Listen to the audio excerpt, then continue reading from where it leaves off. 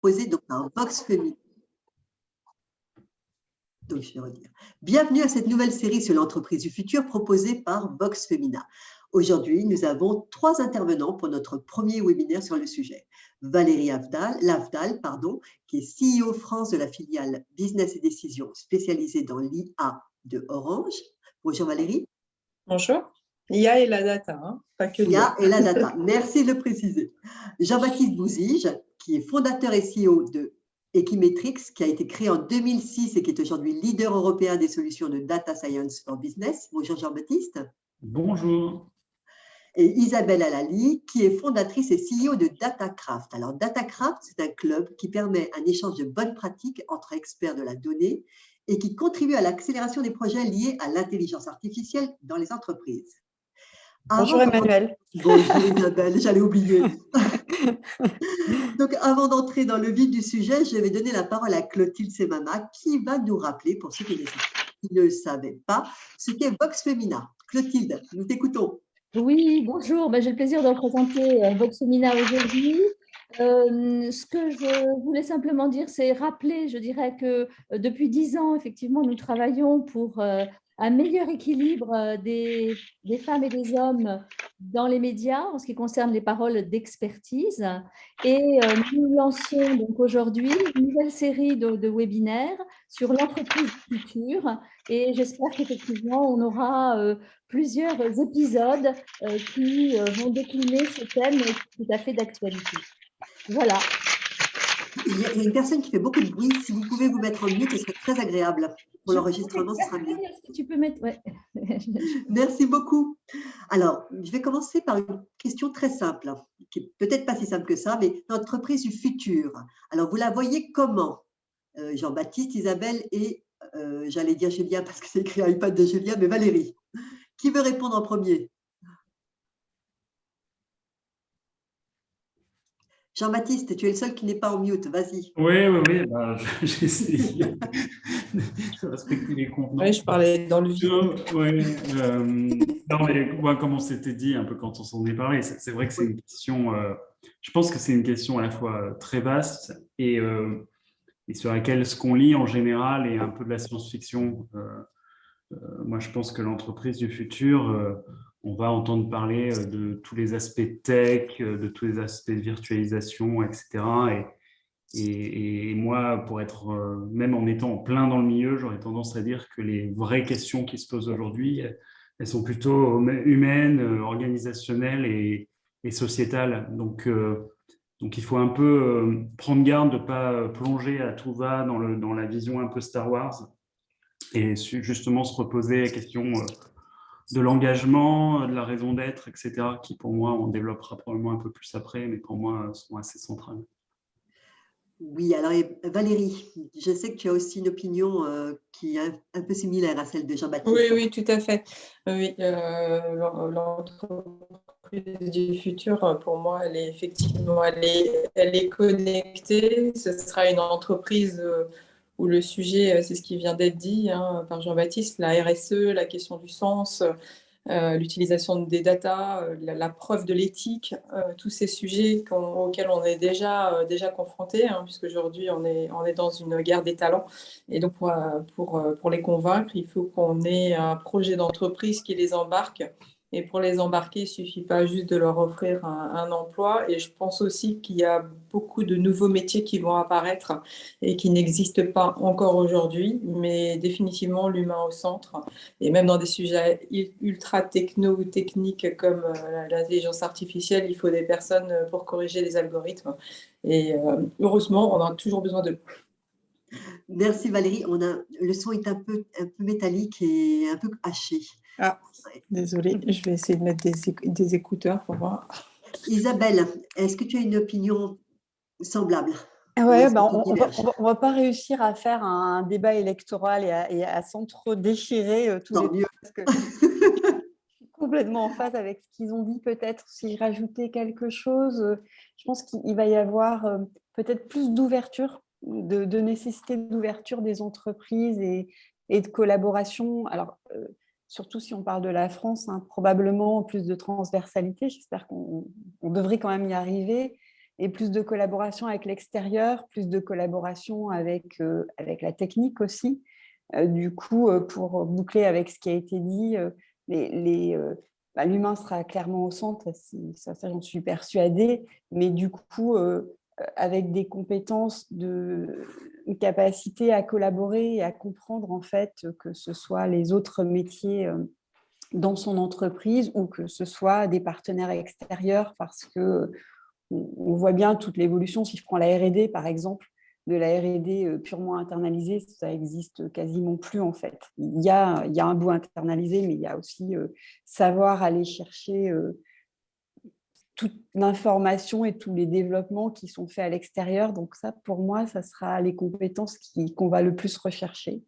D'où toute la réflexion sur l'éducation qu'on peut avoir pour former les talents de l'entreprise du futur. Ok, merci. En attendant, il y a quand même un sujet dont on parle actuellement beaucoup, c'est Metaverse, qui est donc l'humain, mais pas l'humain, enfin un humain déshumanisé. Qu'est-ce que vous en pensez? Alors, est-ce que le Metaverse va être le lieu futur du travail? Valérie, est-ce que tu peux nous en parler? Oui. Alors, j'espère que vous allez m'entendre. J'essaie de démêler mes écouteurs, mais ça ne marche pas. Donc, pour moi, la métaverse, comme tous les nouveaux sujets, il faut en tenir compte. Hein. Je pense que malheureusement ou heureusement, il y aura peut-être des développements intéressants à regarder.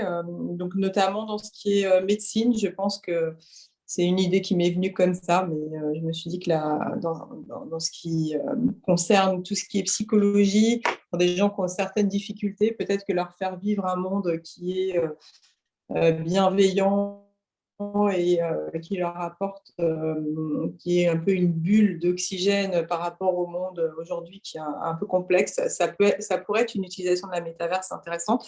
Maintenant, il faut regarder ce que ça va donner et je dirais c'est comme sur l'intelligence artificielle, il faudrait réguler et y mettre des règles pour pas que ça devienne quelque chose qui soit déviant et qui crée des addictions comme on voit aujourd'hui sur certains jeux. Donc je le regarde avec circonspection en me disant que ces tendances, faut toujours les analyser et prendre du recul, mais c'est assurément une nouvelle étape dans ce monde connecté. Merci Valérie. Jean-Baptiste, est-ce que tu peux nous donner une définition déjà du métaverse? Parce que c'est vrai que je suis allée un peu vite. Peut-être que tout le monde ne sait pas ce que c'est que le métaverse. C'est gentil de me la donner à moi. Parce que j'ai l'impression que sur le marché, avec le tableau que tu as derrière, très geek, tout le monde est un je me petit suis peu dit embêté pour le définir parce que c'est un grand fourre-tout dans lequel on a mis des choses qui existent depuis des années sur le milieu des jeux vidéo, des choses un peu nouvelles. Donc ouais, je pense que franchement, je suis bien embêté pour le définir, mais c'est un monde où les interactions se font à travers d'avatars, où il y a beaucoup d'exploration aujourd'hui, à vrai dire vraiment assez peu abouties, pour vraiment essayer d'y retranscrire des équivalents de monde humain. Donc, on voit des boîtes qui ouvrent un peu leur boutique là-bas, tentative de nouvelles formes d'e-commerce, etc. Moi, franchement, moi, je suis très circonspect et je me pose la question, est-ce que c'est d'un futur souhaitable ou désirable? C'est marrant parce que je vois que dans les jeunes générations chez nous, j'ai même des gens qui me disent s'il te plaît, est-ce que Equiletrix peut prendre une position forte pour dire à ses clients que c'est n'importe quoi? Donc, je n'irai pas jusque-là, mais je pense que ce que ça remet, en fait, il y a toujours des effets de mode comme ça. Donc, si vous connaissez le hype cycle de Gartner, c'est les moments où au début, il y a une espèce d'énorme, ce qu'ils appellent les inflated expectations. On a des attentes toutes nouvelles techno, on pense que ça a changé le monde. Et en fait, il faut trouver une techno, c'est jamais une fin en soi, quoi. Donc, pour certaines boîtes, je pense que ce sera un instrument ou un enabler, pour parler anglais, quoi. Si dans l'ADN de la boîte, il y a ce besoin de virtualisation, etc., ça peut être un bon instrument. Après, le risque avec ces côtés un peu pic de mode, c'est que tout le monde pense qu'il faut y être pour exister.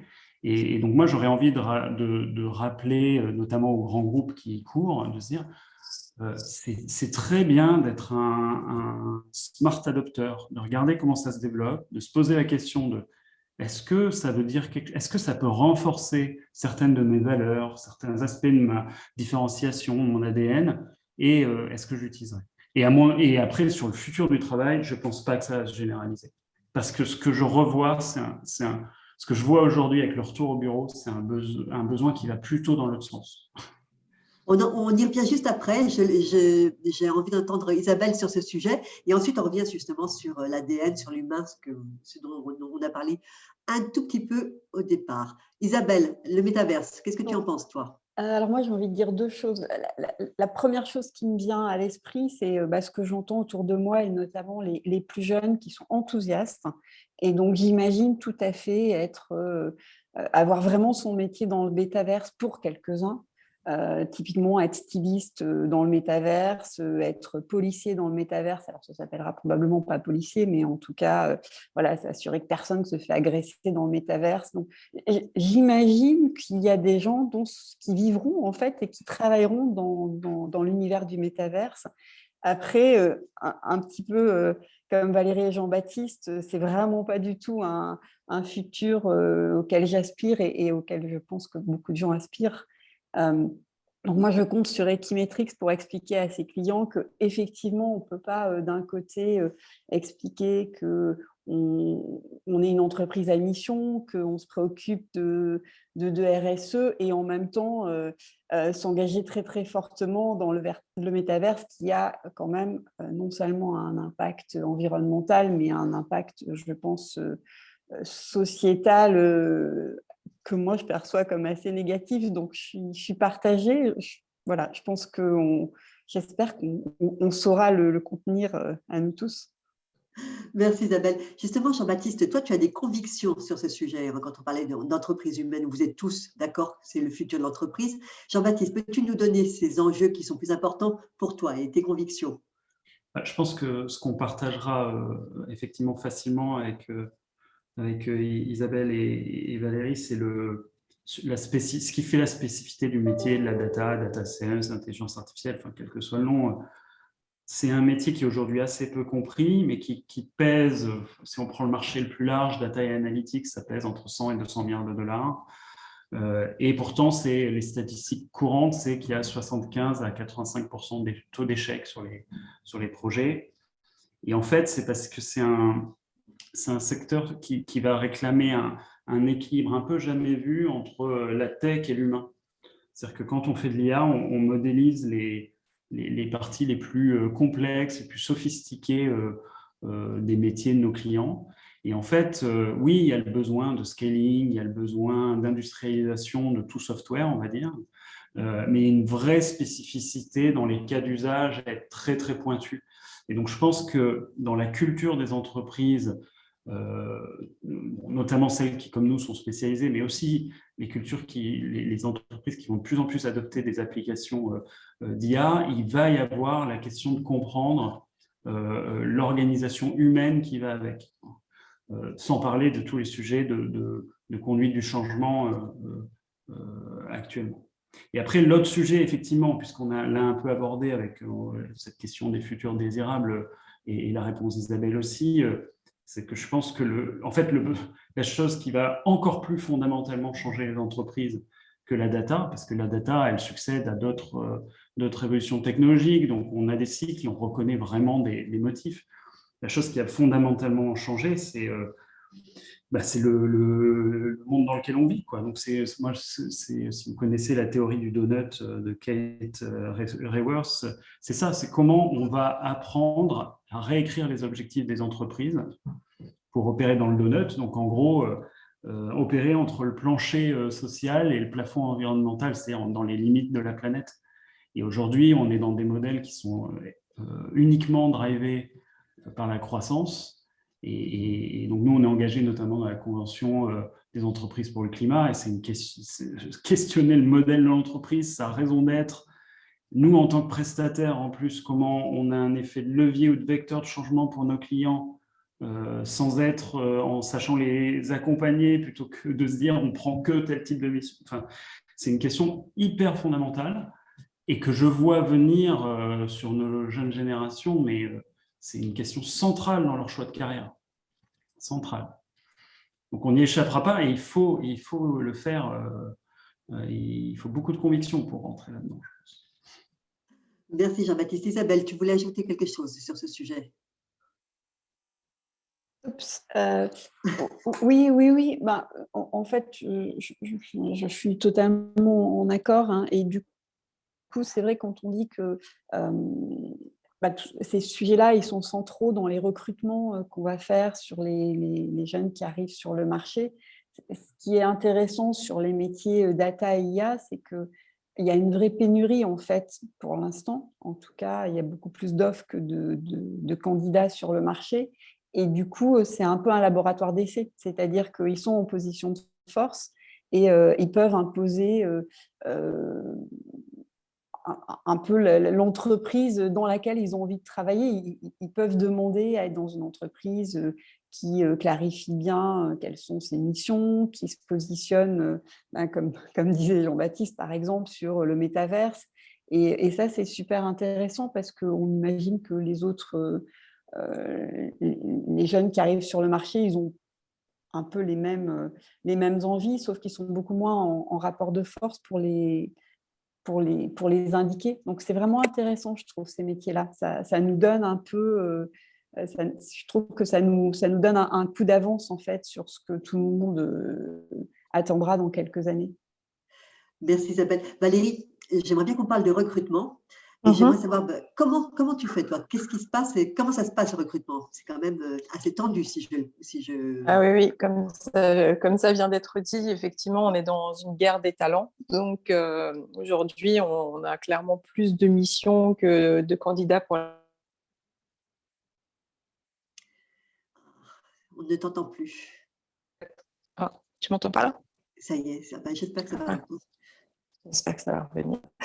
Vous n'avez rien entendu du tout?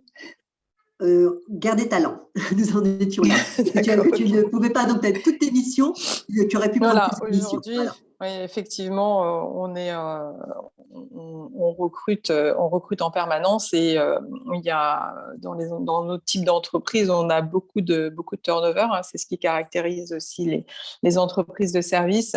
Et puis aussi cette génération qui, quand elle n'est pas satisfaite, elle s'en va, hein. Si on lui sert pas un projet qui correspond, c'est un peu tout ce qui a été dit tout à l'heure. Si on n'a pas une raison d'être qui leur convient, un mode de fonctionnement qui leur convient, des échanges avec eux pour leur offrir des perspectives d'évolution qui sont pas forcément celles de l'entreprise, mais celles qu'ils recherchent. Donc il y a tout un travail qui est nécessaire de fidélisation et pareil, pour les attirer dans nos entreprises, il faut qu'on ait un discours relativement clair et engagé et engageant. Et c'est vrai qu'aujourd'hui, comme ça a été dit, il y a une espèce d'escalade et de surenchère, que ce soit sur les salaires, que ce soit sur les conditions qui sont proposées. On a même la concurrence maintenant de pays étrangers qui ne sont pas seulement en Europe. Hein. Nous, en Suisse, j'ai un cas qui m'a été rapporté la semaine dernière, donc des entreprises suisses qui permettent à des ingénieurs français qui viendraient logiquement travailler dans nos entreprises de travailler à distance pendant 5 jours avec un salaire multiplié par 3. Et donc aujourd'hui, on est confronté à tout un tas de difficultés pour attirer ces talents. Alors, nous, on a créé une école de la data et de l'IA qui, je pense, est un bon outil d'attractivité et de fidélisation, puisqu'en fait, quand les candidats arrivent chez nous, on leur met à disposition quelque part pendant 2 ou 3 mois tout le savoir-faire est accumulé par l'entreprise sur les cas d'usage et donc on vient compléter leur formation ou leur expérience.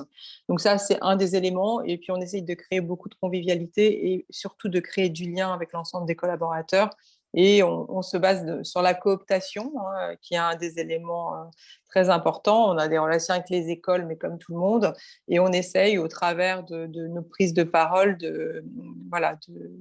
qu'elles soient le reflet de qui on est et de ce en quoi on croit, notamment sur, par exemple, l'IA et l'éthique. On a écrit des livres blancs. Pour nous, c'est vraiment quelque chose de très, très important d'être en accord avec ce qu'on dit. Et Valérie, ce qui m'intéresse, ce que tu m'avais raconté aussi, c'est qu'avant, tu travaillais dans le secteur de la santé, tu as déjà connu hein, ces problèmes de recrutement. Donc, comment vous faisiez à l'époque? Qu'est-ce qui s'est passé? Raconte.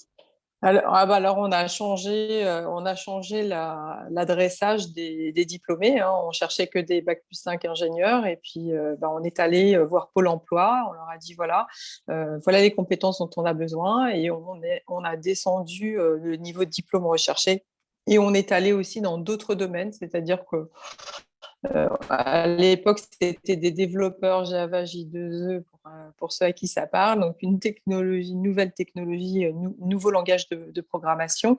Et donc, on s'est mis à aller chercher, je me rappelle avoir recruté un astrophysicien, avoir recruté des gens qui avaient fait mécanique, mais qui avaient des aptitudes pour le codage et qui avaient une capacité à apprendre relativement rapidement. Et ça a été un véritable succès, hein. On a réussi... De toute façon, il n'y avait pas assez d'ingénieurs sur le marché, hein. Je vous avais cité le chiffre. En Chine, il y a 1 million d'ingénieurs qui sortent par an. Nous, on en a moins de 10 000 ou environ 10 000. Et toutes les entreprises en France ont besoin du même type de compétences. Donc, il va falloir ouvrir ces chakras et puis aller chercher des jeunes qui ont une tête bien faite et certaines aptitudes. Et d'ailleurs, on le voit au travers de l'école 42 où bientôt, il refait une initiative, Xavier Niel, avec une école autour de la data, pareil, qui nécessite aucun diplôme et aucun prérequis. Donc, je pense que c'est quand même le sens du futur, c'est qu'il y aura toujours des ingénieurs on en aura toujours besoin, mais si on veut développer nos sujets, il va falloir qu'on trouve d'autres façons de faire, qu'on ait nos formations maison et qu'on aille regarder d'autres profils.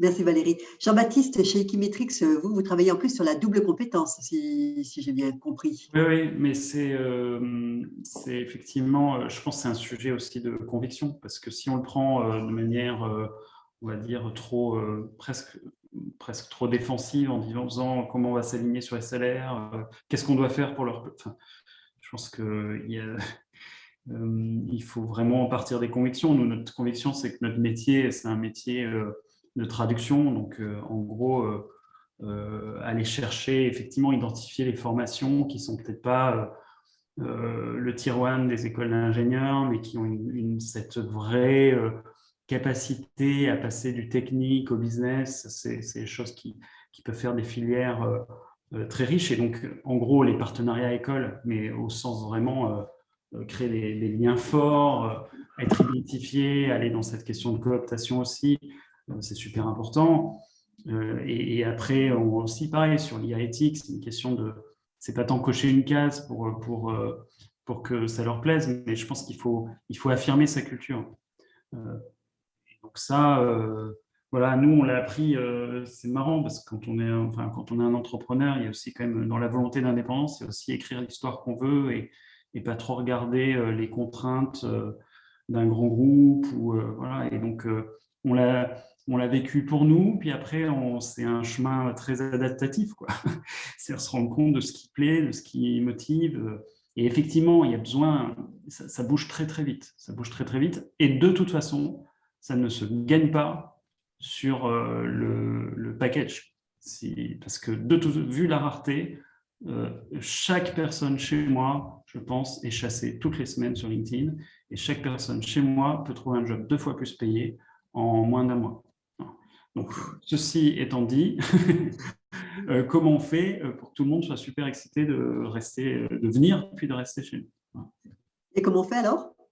Comment on fait? On essaie déjà d'avoir les projets les plus sympas du marché et on essaie de passer le temps qu'il faut pour réfléchir et mettre les moyens qu'il faut pour réfléchir justement à notre culture, à notre singularité, à nos convictions. Donc moi, j'adore les positionnements type Blue Ocean, c'est-à-dire vraiment ce qui compte, c'est la différenciation. On a de la chance justement sur ce marché qui se divise un peu sommairement entre d'un côté les produits et de l'autre côté le conseil, d'avoir un modèle hybride qui nous semble être la bonne solution. Donc on arrive à tracer notre voie sur des choses qui nous paraissent être du bon sens mais qui sont finalement assez uniques. Et puis après, c'est laisser de la liberté dans l'initiative. Voilà, il y a un besoin d'apprendre, il y a un besoin de pouvoir prendre des initiatives.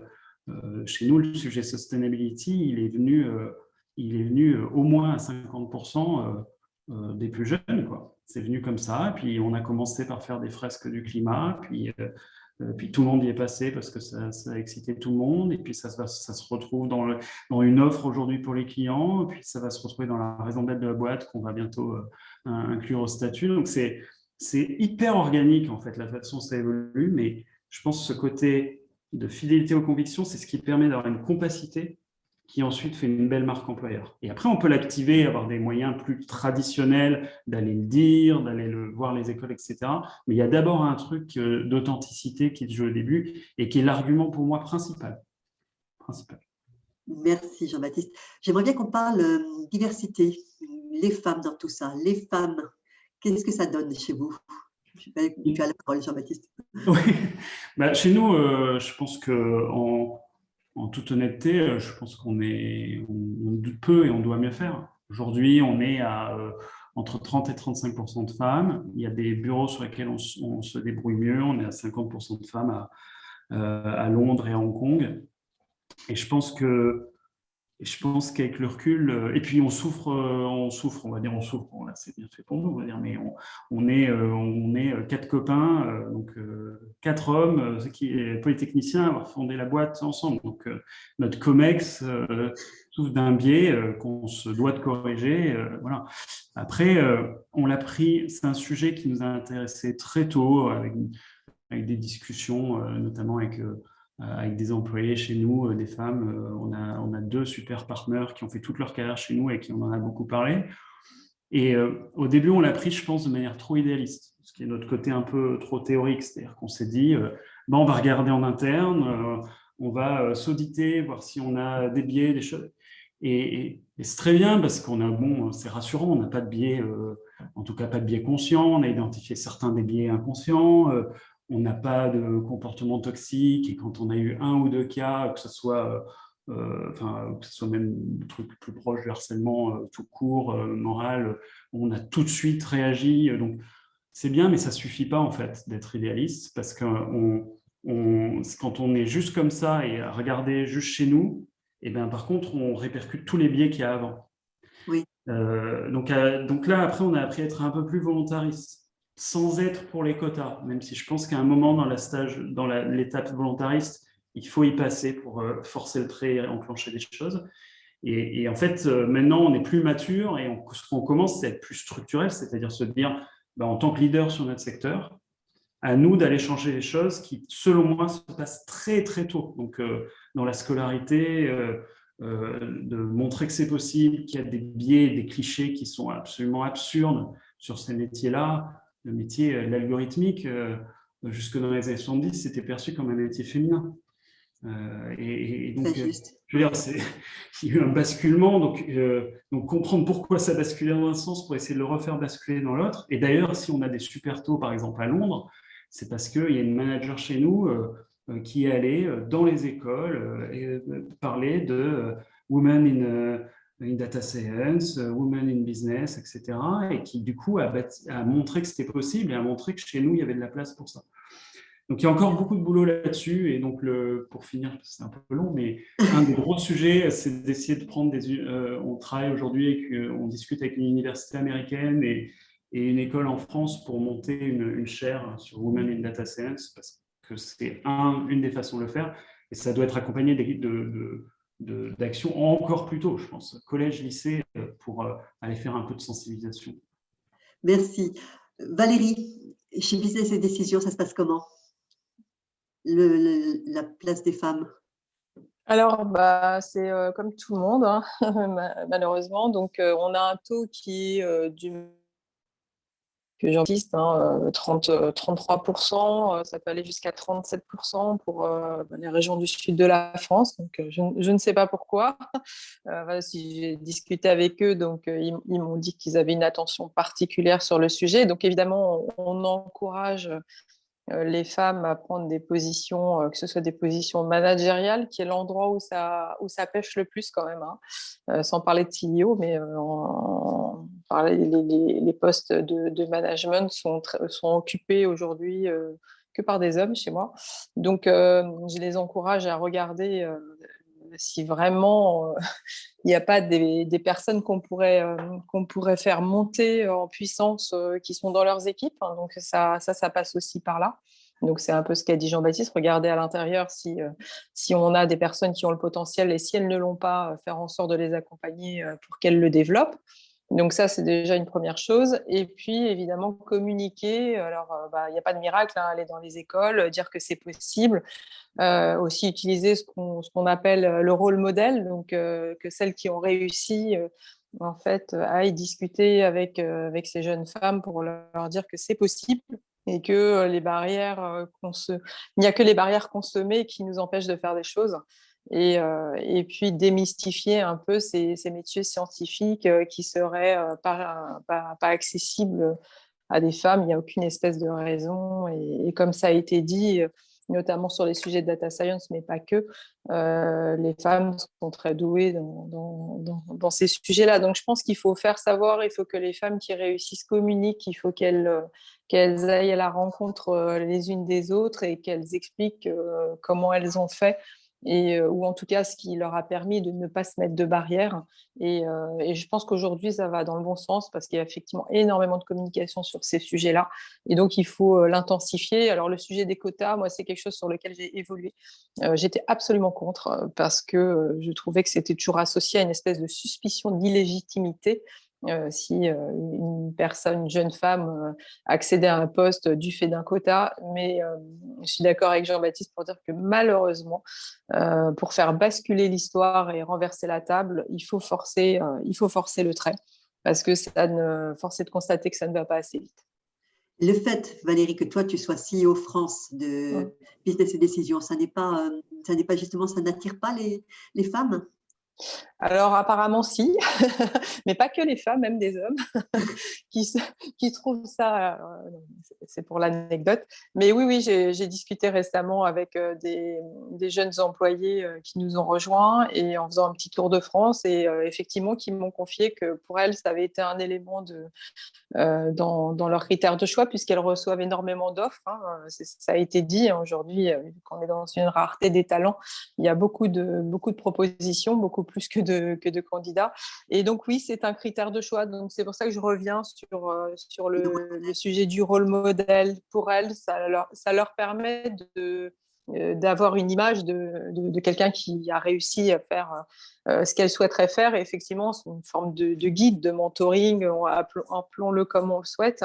Mais je pense qu'effectivement, c'est important en tout cas, pour certaines personnes, c'est important. Donc, si ça peut aider, il ne faut pas s'en priver, il faut communiquer. Donc, je communique plus qu'avant. Je ne le faisais pas beaucoup. Mais à chaque fois qu'on me demande d'intervenir, j'interviens. Je vais voir des vendredis, là, je vais à Troyes dans des écoles pour échanger avec des jeunes femmes. Voilà. J'essaye de multiplier les initiatives. Alors, il y a une question dans le chat pour Jean-Baptiste, mais j'aimerais qu'on écoute Isabelle sur son club parce que c'est intéressant de voir. Alors, les femmes dans ton club, tu m'as raconté une anecdote qui était très, très amusante. Ah, les femmes dans notre club. Alors, déjà, pour rebondir, ce qui a été dit, je crois que c'est même encore pire les statistiques que je vois, puisque nous, les ateliers, c'est des profils data scientist, data ingénieurs, donc sur une communauté de 700 personnes, je dirais qu'il y a à peu près 70 femmes quand on est vraiment sur les expertises les plus pointues. Donc assez peu. Et après, effectivement, l'anecdote dont tu parles, je trouvais ça assez sympa. Aujourd'hui, le club, il est vraiment pour les gens qui sont déjà salariés ou freelance ou chercheurs, mais en tout cas, on va dire qu'on considère déjà comme experts. Et normalement, on n'accueille pas d'étudiants. Mais en fait, il y a des étudiants qui ont été très malins, qui ont réussi à voir les ateliers qu'on mettait, puis qui ont réussi à s'inscrire en nous expliquant que voilà, c'était ce qu'ils faisaient, soit en doctorat, soit même en master. Et ce qui est amusant, c'est que les 4 premiers, en fait, c'était 4 premières. Donc, c'était 4 filles. Et du coup, je me suis dit, les filles sont malines parce qu'elles ne se connaissaient pas. Elles étaient vraiment de 4 écoles différentes. Et voilà, elles se sont dit que ça serait intéressant de pouvoir se former avec des gens qui travaillent déjà, qui sont plus experts, et puis avec des entreprises. Donc, je me suis dit, tiens, c'est malin. Les filles ont été malines et il y a des garçons aussi maintenant dans les étudiants qu'on accueille. Parce que c'est vrai que je pense que évidemment, il y a le sujet homme-femme, mais il y a vraiment le sujet diversité au sens large, en fait, qui est extrêmement important sur ces sur ces métiers-là et voilà, de façon générale. Donc,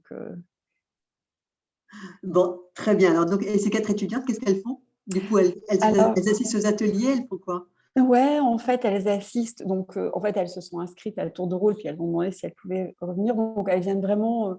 Si vous êtes curieux de savoir, il y en a une qui fait l'ENSAE, il y en a une qui fait l'IX, il y en a une qui fait Centrale. Donc, c'est vraiment des étudiantes ingénieurs. Il y en a une qui est à la fac aussi. Et qui viennent aux ateliers. Et ce qui était amusant, c'est que donc nous, on leur a dit, normal, elles nous ont dit, est-ce qu'on peut payer une cotisation? On leur a dit, c'est pas le modèle en fait. Soit vous travaillez pour une entreprise qui paye votre cotisation, soit vous êtes freelance ou chercheur et c'est gratuit, mais vous êtes entre les deux.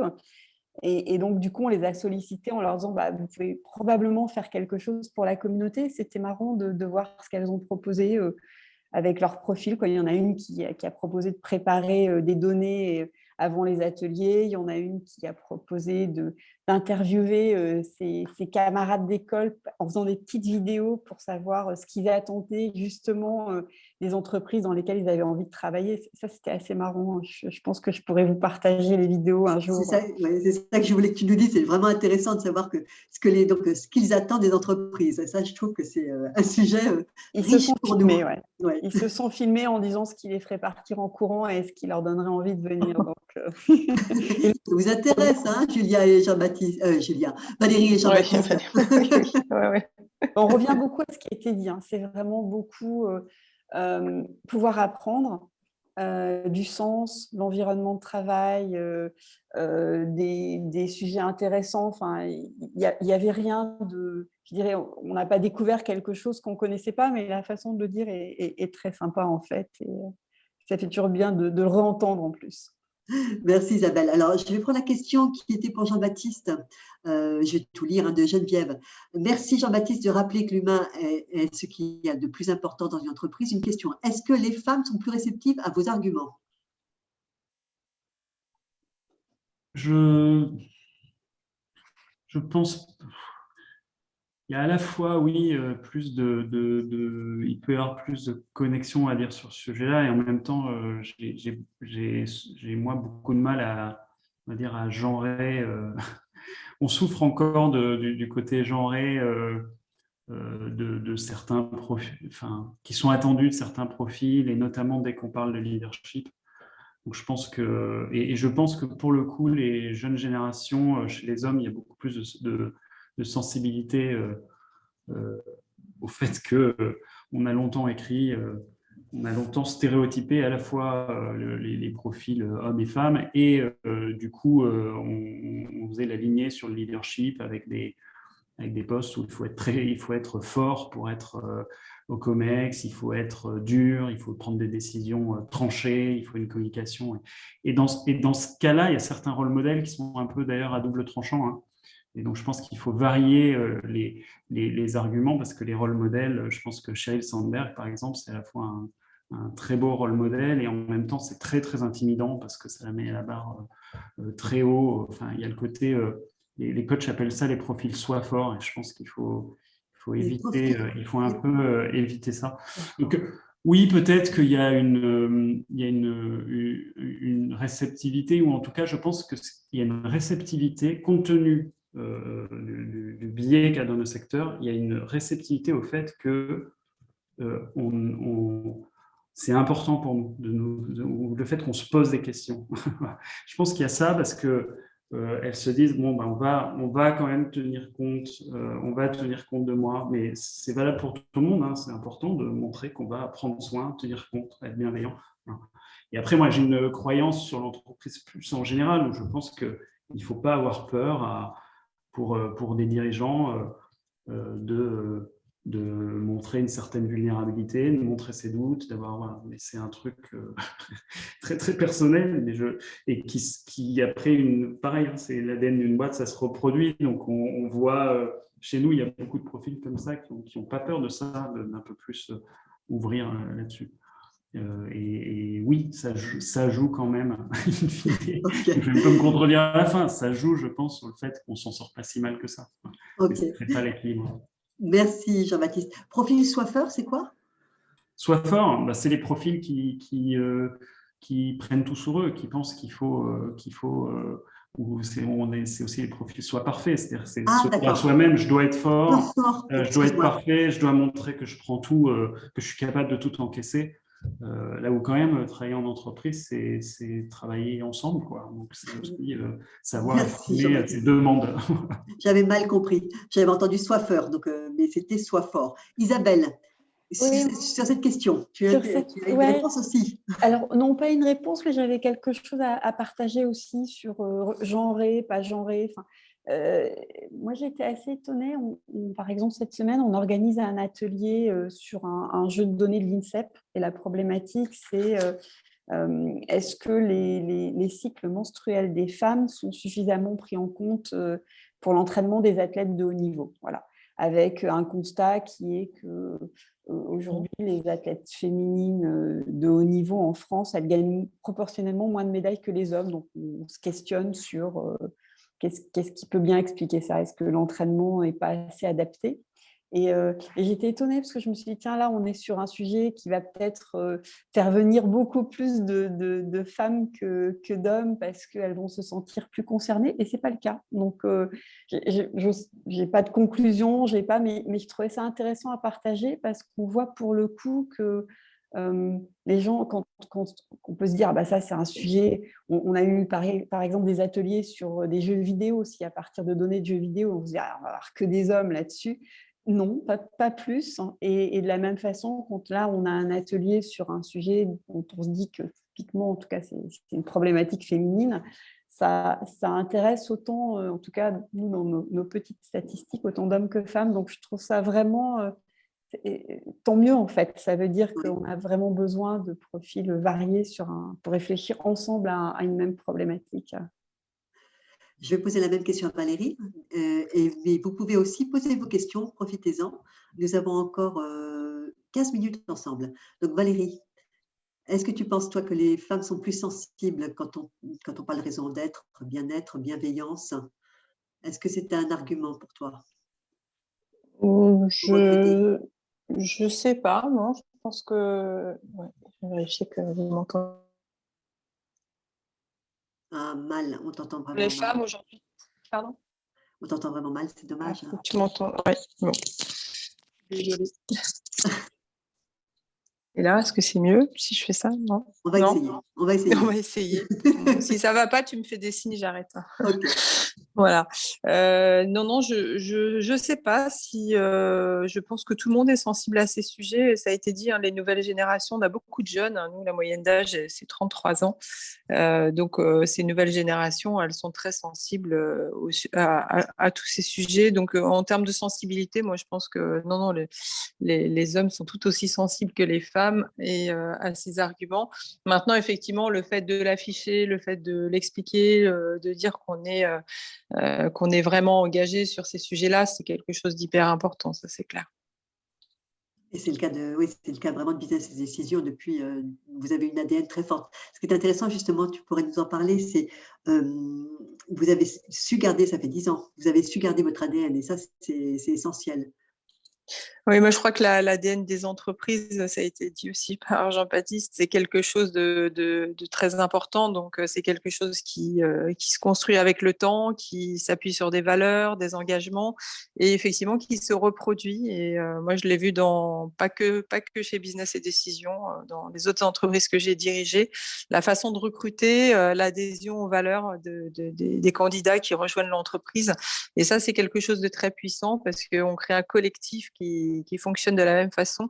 Et effectivement, si on a un souci particulier ou un respect particulier pour certaines causes, un certain engagement, ça se diffuse. C'est quelque chose c'est une contagion positive, si je peux m'exprimer ainsi. Merci Valérie. Même en étant filiale, ça reste important. C'est ça qui est important à dire. Nous avons une question de Mélodie. Compte tenu du turnover et de la guerre des talents, comment faciliter le recrutement des profils en reconversion, notamment des femmes, et accompagnement de leur insertion dans l'entreprise? Très, très bonne question. Qui a envie de répondre à cette question? Moi, je peux prendre un tout petit bout. Ce qui est sûr, c'est que en fait, ces métiers-là, c'est quand même assez varié. Ça recouvre ça recouvre différents métiers de la data et notamment, on va dire qu'il y a des profils très, très techniques, plus sur la partie data science, mais il y a un énorme travail en fait qui est de faire en sorte qu'on ait un jeu de données exploitable pour développer des modèles, par exemple. Et ça nécessite, en fait, c'est vraiment entre les deux, mais ça nécessite avant tout une bonne connaissance du métier de l'entreprise, de son organisation. Souvent, on va avoir des choses qui sont appelées différemment, qui sont pourtant la même chose selon l'endroit. Donc là, c'est typiquement des gens, par exemple, qu'on peut former à ces nouveaux métiers qui ne vont pas nécessairement devenir des data scientists experts, mais qui, par contre, seront sur la partie management des données. Et là, il y a pas mal de choses. Il y a beaucoup, en tout cas, de grandes entreprises qui sont en train de regarder comment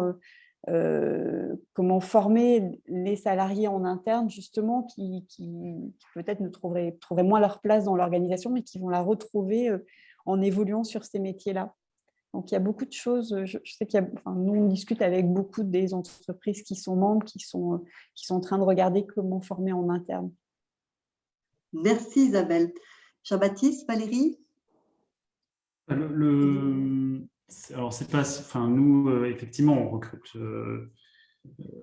beaucoup sortis d'école et on ne va pas avoir des cas de reconversion, on va dire, totale, mais par contre, il y a deux choses peut-être intéressantes à noter. Un, il y a beaucoup de gens, d'ingénieurs qui ont fait d'autres métiers et qui reviennent vers ce métier-là.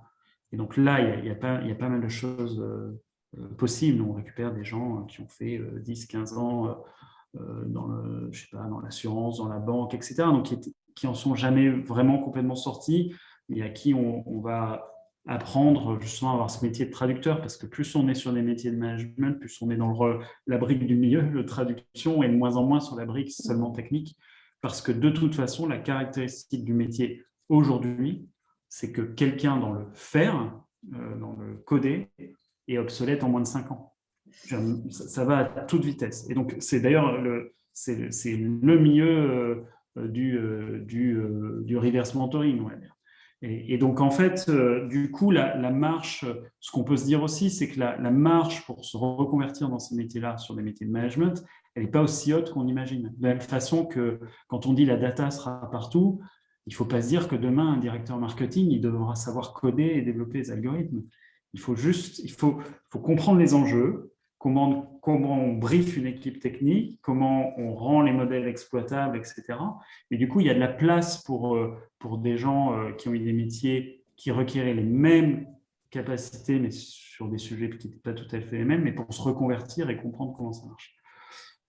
Donc, je pense qu'effectivement, il y a un enjeu à aller savoir chercher ces profils de traducteurs et les former à ce que ça réclame, à ce que ces métiers de la data science réclament. Ok, merci beaucoup. Merci Jean-Baptiste. Valérie? Oui, je suis assez d'accord.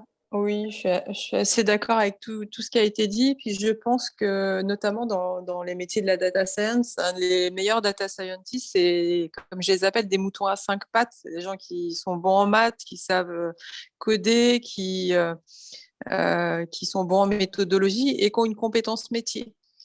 Donc là, il y a de la place. Je pense que dans le futur, il y aura des équipes pluridisciplinaires dans les équipes de data science et qu'il y aura de la place pour des compétences fonctionnelles et l'intelligence métier dans les algorithmes, en tout cas dans le résultat produit par les algorithmes. On a besoin de compétences métiers sectorielles parfois ou en marketing ou en bancaire et autres. Et ça, c'est pas le data scientist, le mouton à 5 pattes que j'ai décrit, il existe pas, il est très très rare. Donc il aura besoin de travailler en équipe avec des personnes qui apporteront ses compétences. Et donc ça, c'est déjà une possibilité. Et puis comme ça a été dit, des gens qui ont travaillé dans les métiers de l'informatique. Aujourd'hui, les outils évoluent très très rapidement. On m'a fait une démonstration récemment les logiciels, ils codent tout seuls quasiment. Donc je suis sûre que dans un futur pas si lointain, il y a une partie du travail qui pourra être fait par des gens qui n'auront pas besoin d'avoir des compétences techniques ultra élevées. Il y aura toujours besoin des ingénieurs, évidemment, mais il va y avoir de nouvelles couches métiers qui vont se créer et l'avancée des technologies fera que ce sera plus accessible pour certains. Donc, on peut former des gens, on peut en reconvertir, ou alors reconvertir des personnes qui ont travaillé, nous on le fait, hein, des personnes qui ont travaillé sur la business intelligence, on va les reformer pour ceux qui ont les compétences sur le big data et certaines personnes qui ont certaines aptitudes, on pourrait les amener du big data vers la data science. Donc, il y a aussi, au travers des pôles d'expertise, on peut reskiller, comme on dit, certaines personnes. Merci Valérie. Alors, dans le chat, nous avons Angélique qui explique que c'est vrai que Fortnite, c'est joué autant par des hommes que par des femmes, mais c'est vrai que c'est en fait dans la tech que ce sont les hommes qui font Fortnite et moins les femmes. Et j'ai Stéphane, donc c'est un sujet que je connais bien. Il est des filières métiers comme les fonctions support RH, qui sont hyper féminisées. À quand un programme d'incitation envers les hommes pour équilibrer la répartition femmes-hommes dans ces filières? C'est un vrai sujet, mais c'est peut-être justement un autre sujet pour l'entreprise du futur, hein, pour un autre webinaire. En tout cas, merci Stéphane de le rappeler, c'est vrai. Et si vous avez d'autres questions à poser à nos trois invités, allez-y, il nous reste encore 6 minutes, donc profitez. C'est quand même pas tous les jours, nous avons ces trois personnes d'exception qui sont là pour vous répondre et pour parler de cette entreprise du futur dans la data et l'IA. Je pense que la remarque de Stéphane, elle retouche au même sujet, hein, elle retouche au fait qu'il y a une stéréotype et je pense que ça se joue au même niveau, quoi. Ça se joue sur la capacité à réapprendre aux étudiants à éviter ces biais, à ne pas tenir compte de ces biais historiques, et deux, à se reconnecter à leurs vraies envies. Je pense qu'en France, il y a un truc qui me marque, moi, par rapport aux États-Unis.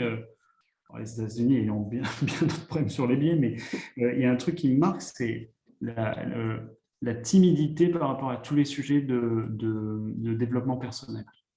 Le développement personnel est vu comme un truc de gourou, donc ça évolue lentement, mais de se reconnecter, d'apprendre à se connaître et à ce qu'on veut vraiment faire, et donc pas suivre un peu la voie toute tracée. Et puis, quand on fait les écoles d'ingénieurs, je peux dire, on est plutôt dans la solution de facilité de dire j'étais bon à l'école, je vais en prépa, je suis bon en prépa, je vise la meilleure école possible.